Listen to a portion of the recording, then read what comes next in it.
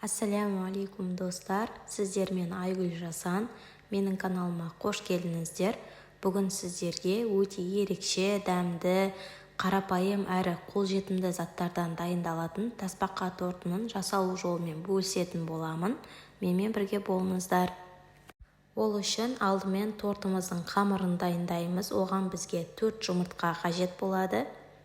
Жұмыртқамызды арнайы миксерлеуге ыңғайлы ыдысқа саламыз. Одан кейін үстіне шекер салып, екеуін жақсылап ақ көбік болып көтерілгенге дейін миксерлейміз.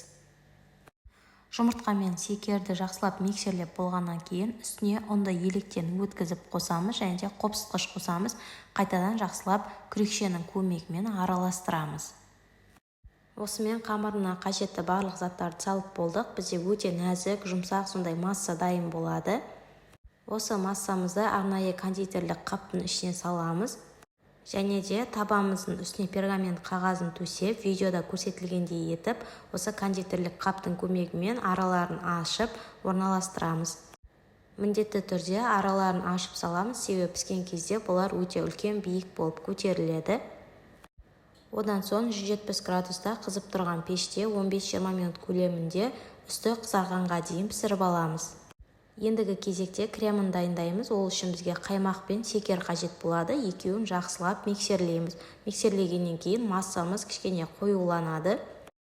Ендігі тортымыздың қамыры пісіп дайын болды. Ары қарай енді тортымызды жинаймыз. Ол үшін осы қамырларымызды видеода көрсетілгендей етіп қаймаққа батыра отырып жинаймыз. Және де осылай жинау барысында арасына өздеріңізге ұнайтын жеміс-жидектерді салып отырсаңыздар да болады.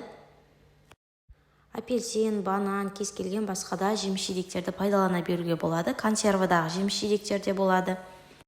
Және де достар, міндетті түрде мен каналыма тіркелуге ұмытпаңыздар. Ол үшін төменде подписаться батырмасын бассаңыз болғаны. Сол кезде мен салған видеоларымды ең алғашқы болып сіздер көре аласыздар. Менің каналымда бұдан басқа әртүрлі тәттілердің, ыстық тағамдардың, тіске басарлардың жасалу жолын көре аласыздар. Ендігі кезекте тортымызды жинап болғаннан кейін үстін өзіңіз қалауынша безендіруге болады. Мен ерітілген шоколадтың көмегімен безендірдім.